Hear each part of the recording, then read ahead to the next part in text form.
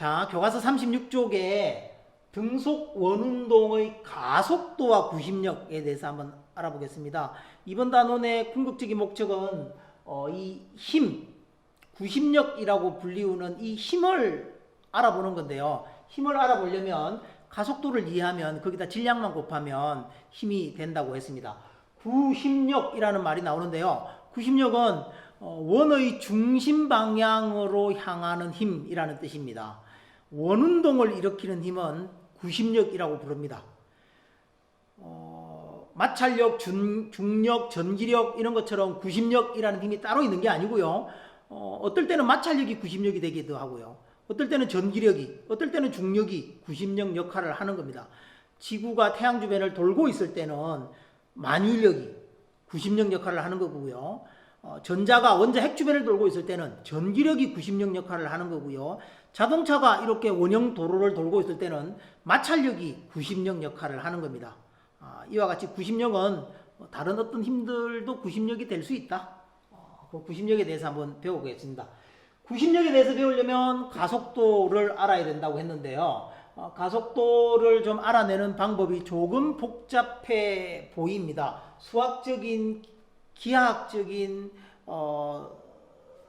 능력이 조금 필요하기 때문에 조금 복잡해 보이는데 이게 뭐 유도 과정이 그렇게 중요한 건 아니고요. 결과만 알아도 여러분들이 활용하는 데는 아무 어려움이 없지만 유도 과정을 간단하게 한번 설명을 해 보도록 하겠습니다.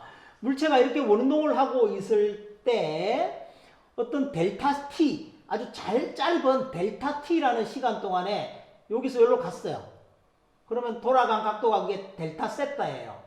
그러면 A라는 물체는 B까지 이렇게 홀을 따라서 이렇게 갔겠죠. 실제로 홀을 따라서 이렇게 갔을 거고요. A점에 있을 때 물체의 속력은, 속도는 이라고 합시다. 방향까지 얘기하면 속도는 V1입니다.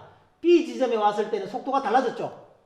항상 이 원의 접선 방향으로 물체가 움직입니다.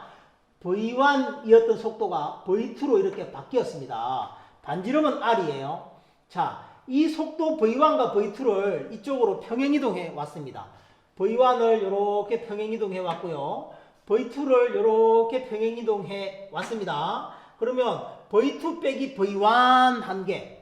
왜냐하면 가속도는 나중 속도에서 처음 속도를 빼야 되는 게 필요하잖아요. 그래서 속도 변화량 델타 V를 한번 구해보는 거예요. 나중 속도에서 처음 속도를 빼면 V2 빼기 V1. 맨날 1을 반대로 해서 이렇게 안 한다 그랬어요. V2 빼기 V1은 1 끝에서 2 끝으로. 요겁니다. 요거 빨간 거. 요 빨간 색깔이 델타 V예요.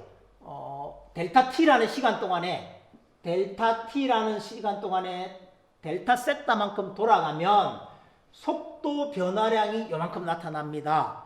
그래서 가속도는 시간당 속도 변화량이잖아요. 가속도라는 것은 시간 분의 나중 속도에서 처음 속도를 뺀 값이잖아요. 이거는 델타 t 분의 델타 v라고 이렇게 쓸 수 있죠. 나중 속도를 처음 속도로 뺀 거니까 이렇게 쓸 수 있습니다. 이 삼각형과 자, 이렇게 삼각형이 있습니다. 이쪽에 왼쪽에 있는 삼각형과 오른쪽에 있는 삼각형은 정확하게 닮은 꼴입니다. 닮은 꼴이면 이런 식을 쓸 수 있겠죠. 요 길이가 V입니다. V1이나 V2의 길이는 똑같겠죠. 등속 원운동 하니까. 그걸 V라고 해봅시다. 요 길이와 요 길이의 B. 그 길이의 B를 이렇게 쓸 수 있겠죠. 델타 V 나누기 속력 V라고 쓸 수 있겠죠. 그죠? 이 길이와 이 길이의 B는 이 닮은 꼴에서는 요 V에 해당하는 게, 이 V에 해당하는 게 R이죠, R. 그래서 R분의 이쪽에 해당하는 게 델타 L이죠, 델타 L. 요 삼각형의 요 변을 델타 L이라고 했습니다. 그런데 시간이 매우 짧으면, 바꿔 얘기해서 각이 매우 작으면 이 호의 길이와 이 삼각형 한 변의 길이가 어떨까요? 각이 매우 작아지면 작아질수록 값이 같아져요. 그래서 아주 짧은 시간 동안에는 호의 길이와 삼각형 변의 길이가 같아서 이 호의 길이를 L이라고 합시다. 이 호의 길이를 L이라고 하면 L과 델타 L이 같습니다. L과 델타 L이 같고요. L은 어떻게 구하나요? L이라는 게 속력이 V라고 했습니다. 이거나 속력이 같기 때문에 크기는 V입니다. 그죠? V라는 속력으로 어떤 시간 동안에 간 거리잖아요. 그게 L이잖아요. 그런데 그 L이 델타 L과 크기가 같으니까 이거는 여기다 쓸게요. 안 보일까봐. 요거는 V라는 속력으로 델타 T라는 시간 동안에 간 거랑 똑같습니다. 그죠? 맞나요?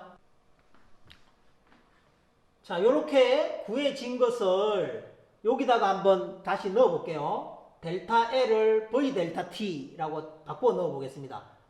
여기다 한번 써볼게요. R분의 1에다가 델타 L 대신에 V 델타 L, V 델타 T라고 이렇게 쓰면 요걸 다시 써보면 V분의 델타 V입니다. 그죠? V분의 델타 V는 이런 식이 성립되고요. 여기서 델타 T를 1로 나누고요. V를 1로 곱해보겠습니다. 그럼 이런 식이 되나요? 델타 T분의 델타 V는 R분의 V 제곱이라는 식이 만들어지죠. 이게 뭐죠? 시간당 속도 변화량. 이게 가속도였죠? 그래서 가속도는 R분의 V 제곱이라고 쓸 수 있습니다. 반지름이 R인 곳에 속력 V로 원운동하면 반드시 가속도가 있는데 그 가속도는 R분의 V 제곱 해서 구할 수 있다는 거예요. 이 가속도를 특별히 무슨 가속도라 그러냐면 구심 가속도라고 부릅니다.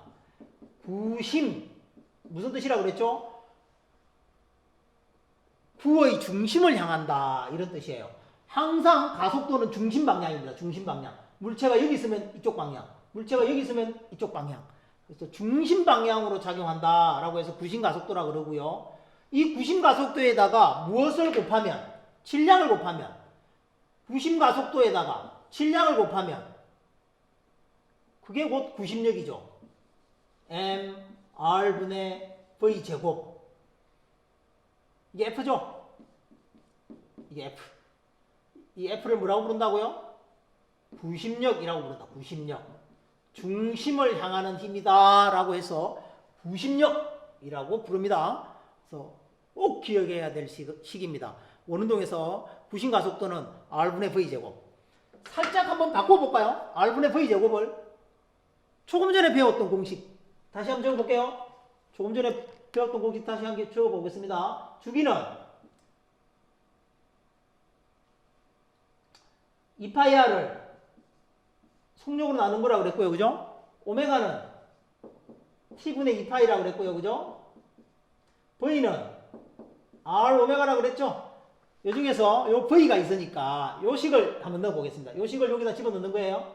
요 식을 여기다 집어 넣는 거예요. 그럼 식이 어떻게 바뀌나요? R분의 R제곱 오메가 제곱.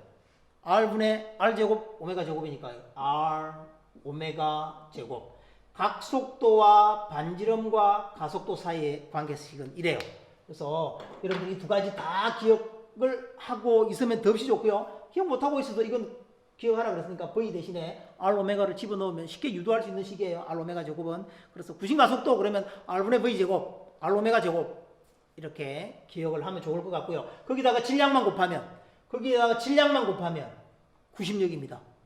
맞나요? 질량만 곱하면 구심력이 되는 겁니다. 37쪽에 있는 문제를 한번 풀어보겠습니다. 문제를 한번 읽어보면 놀이공원에 있는 대관람차의 반지름은 통상 9m이고 4분의 1바퀴씩 회전한다. 이 기구에 탄 사람에게 작용하는 구심 가속도의 크기는 대략 몇 미터 퍼 세컨 제곱인가? 파이는 3.14로 계산하라 했습니다. 간단히 선생님이 여기다 그림을 그려보면 대관람차가 있는데요. 반지름이 얼마요? 9m라고 했습니다. 9m. 파이는 얼마? 3.14로 계산하라 그랬어요. 이때 사람이 여기 뭐 타고 있다고 합시다. 여기 타고 있는 사람, 이게 원운동 하니까 이 사람한테 작용하는 구심 가속도의 크기는 대략 얼마냐 물었습니다. 구심 가속도 어떻게 구하면 되나요? 반지름이 있으니까. 그 다음에 4분의 한 바퀴 돈다 그랬습니다. 4분의 한 바퀴 돈다 그랬으니까 구심 가속도는 R분의 V 제곱. 구심 가속도는 R분의 V 제곱을 써도 되죠, 그죠? R분의 V 제곱 또는 R 오메가 제곱. 이거 두 개 아무나 쓰면 돼요. 이 물체의 관람차의 속력을 구해서 여기 제곱하고 반지름으로 나눠도 되고요. 각 속도를 구해서 제곱해서 반지름을 곱해도 되는 거예요. 아무 방법이나 써도 돼요. 우리 책에는 이걸 이용해서 구해놨습니다. 선생님은 이거 이용해서 한번 구해볼까요? R은 9m고요. 그죠? R은 9m 됐고요. V는 계산하면 되겠죠. V 속력이라는 거 어떻게 계산하면 되나? 거리를 시간으로 나누면 속력이 되는 거잖아요. 자, 한 바퀴 돌았으니까 한 바퀴 거리가 얼마일까요? 2파이 R 이겠죠? 2파이 R을 뭘로 나누면 돼요? 시간 4분이잖아요. 4분을 초로 바꿔야 되겠죠, 그죠? 4 곱하기 60 이렇게 되겠죠, 뭐. 4 곱하기 60 이렇게 하면 얼마인가요? 이렇게 계산하면 넣어서 계산하면 얼마 나오느냐 하면 전부 다 넣어서 계산하면 계산이 좀 복잡하네. 숫자가 딱 안 떨어지네요. 계산하면 6.1 곱하기 10의 마이너스 3성 6.1 곱하기 10의 마이너스 3성 미터 퍼 세크 나올 겁니다. 요걸 제곱하고요. 요 값을 제곱하고요. V를 제곱하니까 제곱해서 R로 나누면 6.1 곱하기 10의 마이너스 3성 미터 퍼 세크 아주 작은 값이 나오네요. 그죠? 책에는 이 방법이 있으니까 선생님은 이 공식을 이용해서 한번 풀어봤습니다. 이렇게 계산하면 될 거라고 생각합니다. 선생님 이거 계산 안 해봤지만 뭐 틀릴 리가 있나요? 맞겠죠? 지금까지 원운동에 대해서 좀 살펴봤는데요. 나왔던 공식을 한번 정리해 보도록 하겠습니다. 주기는 거리를 속력으로, 그죠? 거리를 속력으로 나누면 그게 주기라고 그랬고요. 각속도라는 것은 시간당 돌아간 각도라고 얘기했는데 한 바퀴의 각은 2파이 라디안이고요. 그때 시간은 t니까 오메가는 t분의 2파이 이런 관계식이 성립된다고 그랬고요. 그 다음에 속력과 각속도 사이의 관계는 V는 R 오메가 이런 관계가 성립된다고 했습니다. 그 다음에 구심 가속도 A는 R분의 V 제곱 이 V를 여기다 집어넣으면 R 오메가 제곱이 되고요. 가속도에다가 질량을 곱한 게 그게 구심력이 되어서 mR분의 V 제곱이나 mR 오메가 제곱이 구심력입니다. 구심력. 그래서 공식이 4개, 선생님 눈에는 4개처럼 보입니다. 왜냐면 이거는 사실 중학교 때 배운 거니까, 물리학 1에서 배운 거니까, 거리를 속도로 나누면 시간이다. 혹은 속도는 거리를 시간으로 나눈 거니까, 그죠? 요 두 개 위치를 바꾸면, 속력은 거리를 시간으로 나눈 거다라고 되는 거니까, 이거는 뭐 중학생 때 배웠던 공식을 살짝 바꾸어 적어 놓은 거고요. 나머지는 좀 새롭게 등장하는 거니까 꼭 기억을 해야 될 공식이라고 생각을 합니다. 교과서 38쪽에 보면 개념 넓히기가 있는데요. 개념 넓히기는 EBS 온라인 클래스하고 같이 연동시켜 놓지 않고요. 선생님이 이 온라인 클래스 때문에 유튜브 채널을 하나 만들었는데 그 유튜브 채널에 한 5분 10분짜리 영상으로 하나 올려놓도록 하겠습니다. 혹시 관심 있는 사람들은 능력껏 잘 찾아서 유튜브 채널에 들어오면 볼 수 있습니다. 이 온라인 클래스에 올라와 있는 영상들도 온라인 클래스에 직접 영상을 올리는 데는 400메가 밖에 용량이 안 돼서 유튜브 채널하고 연결을 해 놓은 겁니다. 유튜브에 가면 다 볼 수도 있습니다. 혹시 개념 넓히기가 좀 더 궁금한 아이들은 와서 볼 수 있도록 합니다. 감사합니다.